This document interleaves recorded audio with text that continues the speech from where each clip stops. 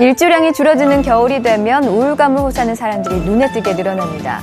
일시적 우울감을 호소하는 것은 자연적인 생리현상이지만 좋은 감정과 우울한 감정이 반복되고 또 감정 기복이 지나치게 되는 건 조울증이라 불리는 양극성 장애를 의심할 수도 있는데요. 그래서 오늘 이 시간은 전북 신세계병원 윤정흠 과장과 양극성 장애에 대해 알아보겠습니다. 웃다가 울게 되는 양극성 장애, 조기 발견과 적극적인 치료가 가장 중요합니다. 양극성 장애에 대해 정신건강의학과 전문의 윤정흠 과장과 이야기합니다.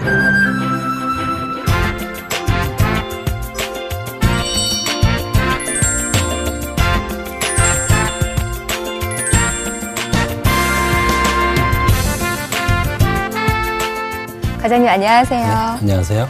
저희가 흔히 많이 알고 있는 빈센트 반 고흐나 해밍웨이, 슈만, 그리고 우리나라로 하면 유진박, 또 타블로 씨가 최근에는 이 병을 앓고 있다고 해서 더 알려졌는데요. 네. 흔히 조울증이라고 했던 것 같아요. 그런데 이 조울증이라 불리는 이 양극성 장애 어떤 질환인 건가요? 양극성 장애는 기분 장애의 대표적 질환입니다. 날씨가 어떤 날은 맑은 날도 있고 흐린 날도 있고 비 오는 날도 있듯이 우리 기분도 정상적으로 매일매일 변합니다. 그렇지만 폭염이나 한파가 상당 기간 지속된다면 어떨까요? 우리가 일상생활을 하는데 지장이 굉장히 많겠죠. 예. 이처럼 우리 기분이 비정상적으로 상당 기간 조증과 우울증이 교대로 나타나거나 조증이 반복해서 나타나서 우리의 일상생활, 즉 사회적 활동이나 직업적 기능, 대인관계에서 심각한 손상을 일으키는 경우를 양극성 장애라고 합니다. 예. 그렇다면 조증이나 우울증 한 가지만 나타나도 양극성 장애라고 할 수 있는 건가요? 조울증이라는 병명 자체에서 알 수 있듯이 양극성 장애는 보통 조증과 우울증으로 이루어져 있습니다. 그렇기 때문에 우울증 하나만 나타난 경우에는 양극성 장애라고 진단하지는 않고요. 네. 적어도 한 번 이상의 조증이 있어야 양극성 장애로 진단할 수 있습니다.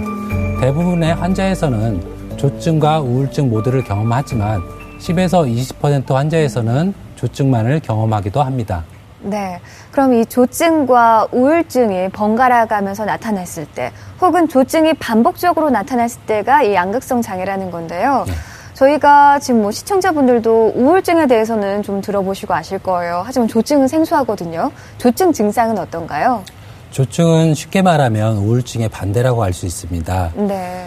비정상적으로 고양되고 과대하거나 과민한 기분이 적어도 일주일 이상 지속되는 경우를 말합니다. 조증의 증상으로는 과도하게 자신감이 넘치게 되고 수면 욕구가 감소해서 하루에 2-3시간만 자도 피곤한지 모릅니다. 평소보다 말수가 많아지고 말의 속도가 굉장히 빨라집니다. 예. 또한 주의가 산만하고 생각이 끊이지 않고 꼬리에 꼬리를 무는 주관적인 경험을 하기도 합니다. 그리고 목표 지향적 활동이 증가되고 흥청망청 물건 사기나 무분별한 성행위, 어리석은 사업 추진 같은 고통스러운 결과를 초래할 수 있는 쾌락적인 활동에 지나치게 몰두하게 됩니다. 지나친 음주나 네. 마약, 약물 중독에 빠지는 경우도 있고요. 많은 경우에서 내 자신을 굉장히 대단한 사람으로 생각하게 되는데 극단적으로 내가 대통령이다 또는 신이라고 생각하는 과대망상을 동반하기도 합니다. 예. 저는 단순히 그냥 기분이 상당히 좋은 정도를 조증으로 생각을 했었는데 다양하네요. 그렇다면 이 양극성 장애가 발생하는 빈도는 어느 정도 되나요? 양극성 장애의 평생 유병률은 1% 정도입니다. 경한 우울증과 경한 조증으로 이루어진 양극성 장애까지 포함하면 약 3% 정도의 유병률을 보입니다. 예. 그렇다면 이런 양극성 장애가 나타나는 원인은 어디에 있을까요? 양극성 장애의 원인은 명확하게 밝혀지지 않았습니다.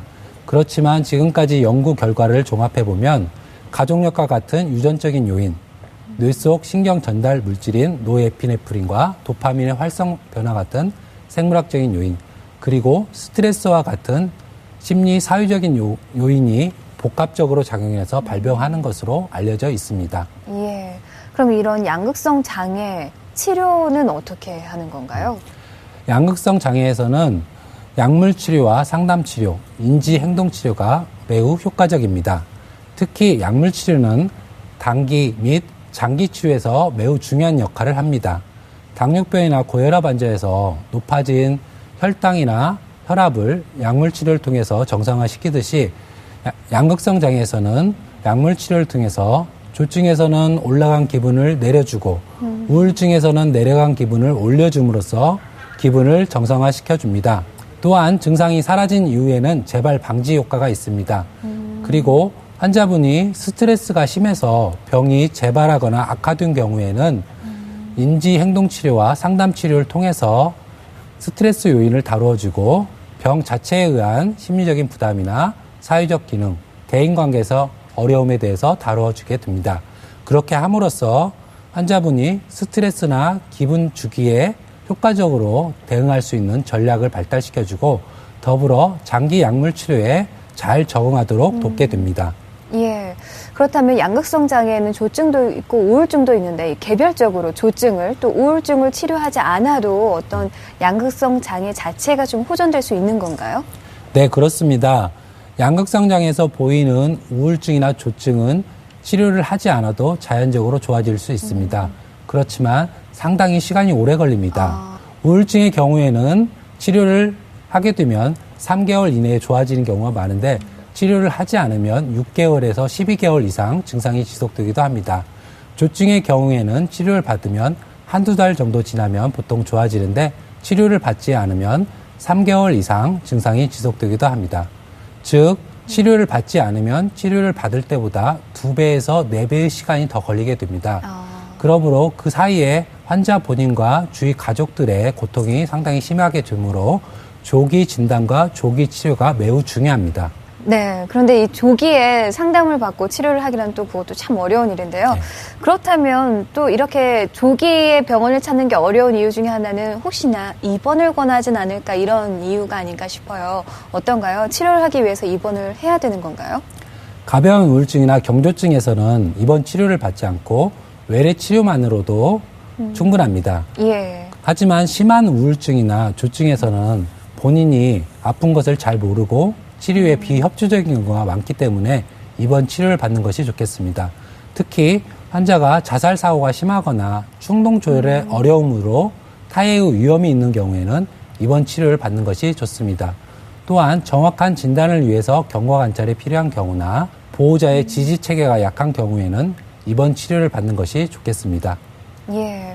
그 예후라고 하죠. 예. 치료 이후에는 좀 많이 호전이 되는지 궁금한데요.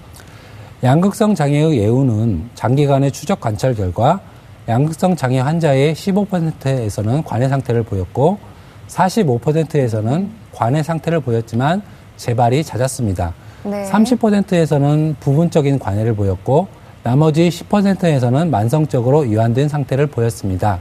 양극성 장애는 주요 우울 장애와 비교했을 때 재발이 잦고 만성하게 되기 쉬운 병으로 알려져 있습니다.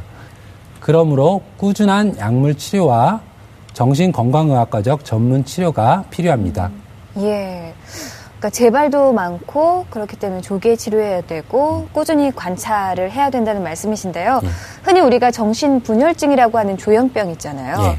근데 이 조현병하고 이 양극성 장애는 어떤 차이가 있을까요? 양극성 장애가 처음 발병했을 때 특히 청소년기에 발병한 경우에는 조현병과 구별하기가 힘든 경우도 있습니다. 왜냐하면 과대망상이나 피해망상, 초조, 예민한 기분 등의 증상이 비슷하기 때문입니다.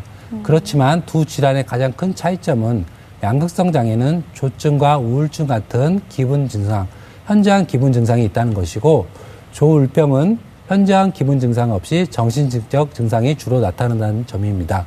그리고 조현병은 병이 경과될수록 인지기능 손상이 심하고 인격의 황폐화가 나타나지만 양극성 장애는 기분 사파가 호전되면 빠르게 어느 정도 발병 전의 기능 수준으로 회복이 되고 인지기능 손상도 조현병보다는 적은 편입니다. 예. 정신적으로 건강한 상태에서 좀 보내기 위해서는 생활 습관은 어떻게 가지면 좀 좋을까요? 양극성 장애에서 조증이 재발할 때 보면은 제일 먼저 수면에 있어서의 문제가 생깁니다. 네. 수면이 많이 줄어들고 그럼으로써 기분이 들뜨고 아까 얘기한 그런 증상들이 나타나게 됩니다. 그러므로 수면 습관을 규칙적으로 가져가고 규칙적인 운동을 하는 것이 좋겠습니다. 예. 자, 오늘 이 시간은 정신건강의학과 전문의 윤정흠 과장과 함께 양극성 장애에 대해서 알아봤습니다. 과장님 말씀 감사합니다. 네, 감사합니다.